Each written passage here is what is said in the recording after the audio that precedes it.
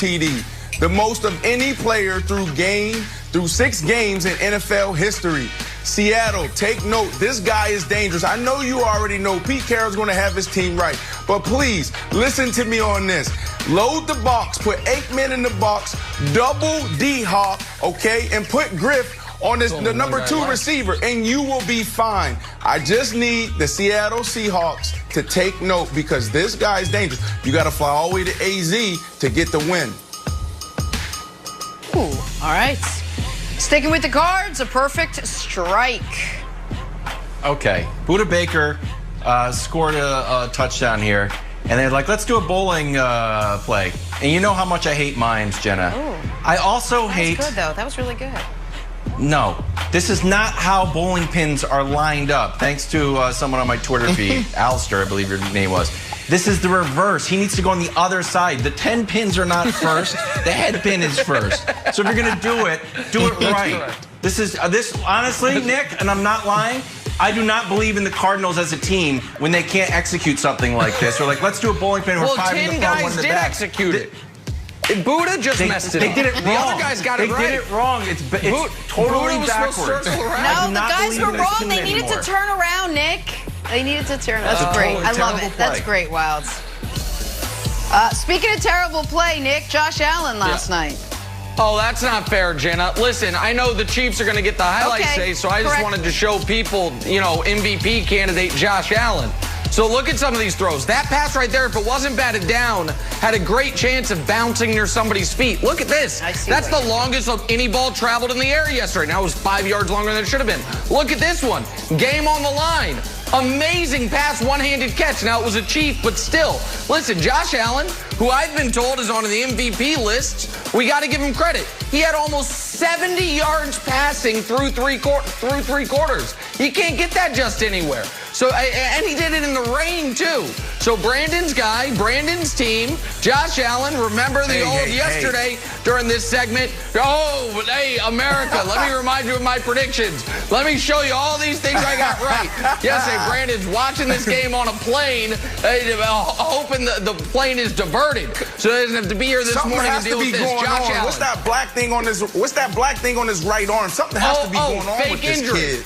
Or is his left arm, his left shoulder. His left shoulder, you see it? Maybe you should throw with his left shoulder. Maybe you should try that. All right, let's talk some basketball. One of the bright spots to come out of the bubble, clearly the Portland Trailblazers. One of the bright spots on the Blazers, besides Dame, was Carmelo Anthony. Makes a nice return, plays really well deep into the playoffs. He quieted all the naysayers, and whether he ends up back with the Blazers, that's great. Whether, I don't know, Chris Paul comes to the Knicks and he follows him to the Knicks, and all of a sudden we get Melo back on the Knicks. Look at that guy. As the resident fitness guru, besides Brandon Marshall on this show, just take a look at what Carmelo Anthony's been up to lately. Yeah, big shots. Look at Carmelo at age 36. Brandon, am I right? For this guy in the offseason to look like that, dude, you could play anywhere you want in the NBA. You've got, he's 36. He has a two-pack. I mean, did you look that good 15 years ago, Jenna? When I'm 36, I'm good. I got you. I got just there first. like him, Nick. I got there first. No, you didn't. I got there first. You did get there first. You're so annoying. Yeah. I can't. I worded the whole thing to get there, and you got there first. I got there first. Let's talk some Tampa Bay Bucs. Our friends at Fox Bet have updated their Super Bowl ads. That'll happen when you get mollywopped, as Nick would say. When you mollywop the behemoths known as the Green Bay Packers, Tampa went from plus 1,800 to plus 1,200 to win the Super Bowl. I could see it now. Tom Brady playing the Super Bowl in his home stadium. Nick enjoying every last minute of Kevin's joy. Brandon, let's start with you, though. We're heading into Week 7. Are the Tampa Bay Buccaneers officially Super Bowl contenders? What do you mean officially, Jenna? Of course, when Tom Brady was on that airplane down to Tampa to meet with Bruce and the ownership, that's when they became contenders, 100%. I was trying to save this, all right, for later on in the season. I said it a little bit yesterday. I hinted at it. This team is reminiscent of the 2015 Denver Broncos. When Peyton Manning went to the Denver Broncos and led them to Super Bowl 50 championship, to a Super Bowl 50 championship. Look at those numbers, and there's no graph here, all right? But they were averaging 18 points per game. The Tampa Bay Bucs averaging 20. Why not? They're averaging 282 yards. Peyton Manning was averaging 283 yards a game. Yep. Those are defensive. No. That's offense. That's offense. Tom Brady has a 96% completion percentage. Peyton Manning had 67. What? And now you add Todd Bowles in the mix with that stellar defense, you absolutely have a chance to win the Super Bowl. No offseason, no preseason. It was for everyone. So it's going to take time in a new system. Tom Brady's been in the same system for 20 years. So now he's hitting mid-season form. The thing that was holding them back was them being undisciplined. 3rd and 12, 3rd and 15. Why? Because they was the most penalized team in the NFL for the past 2 years. Tom Brady comes in and says, look, no, we don't do that here. There's a new sheriff in town. This is how we're going to practice. This is how we're going to play. And what happens? Last week, they had 0 penalties. That's why this team is a contender. Okay, so a few things. Sorry I jumped in. The points per game that you mentioned was defensive. Then you mentioned the Brady and Manning's passing yards. And then you're right, Brady's got a 96 passer rating, as you mentioned. Peyton Manning's was a 67 rating. I don't have it in front of me. I think he had 9 touchdowns, 17 picks. Manning was miserable in 2015. It's why they tried to go to Osweiler even after Manning was healthy. Brady is not as bad as Manning was that year. But this defense is not the 2015 Broncos. And I am going to demand. Not as bad. No, Brady is not as bad as Manning in 2015 was bad. They won the Super Bowl despite. But you're making it seem like Brady is bad right now. No. Tom Brady's fine. That's what I'm saying. He's not as bad as Peyton was.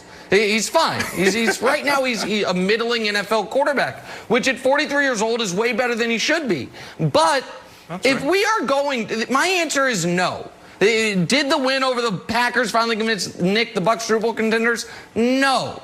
Because I think they have a good to very good defense, but not a historically great defense like you had in Denver that year. And I think Brady is going to be middling throughout the season, and much like Peyton, his last couple years in Denver, is going to actually get worse as the season goes on and as there's more wear and tear on his body. If the Bucs are Super Bowl contenders, then so are the Bears.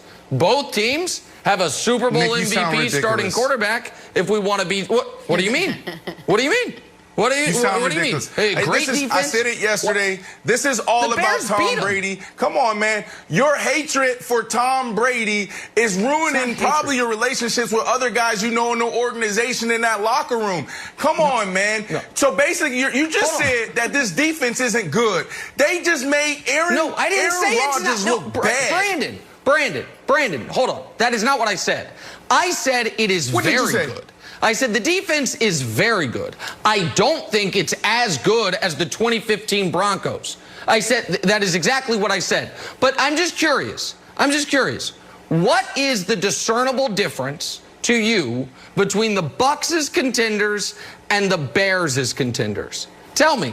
What's the difference? Well, number one, the Tampa Bay Buccaneers have the number 2 defense in the NFL. And then the second thing is Tom Brady. That's why. Situational football. Who do you trust more when the game is on the line, 2-minute drill? Tom Brady or Nick Foles? Do you trust Tom Brady or Nick Foles to operate the offense in red zone, 3rd down efficiency, understand what's going on? Is it 3? Is it 3 disguise? Is it cover 4? Is it cover 1? I absolutely trust Tom Brady more than I trust Nick Foles. And I can't believe I'm even having this discussion and comparing these two. Tom Brady can still get it done.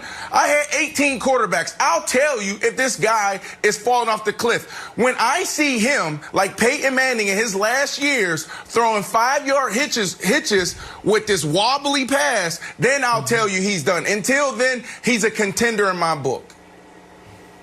Wilds? But Brandon, I like Tom Brady. I have multiple Tom Brady tattoos up and down my spine. Starts at the top, goes all the way down and across, like the wings on my lats. Me too. But Nick Foles is 2-0 against Tom Brady.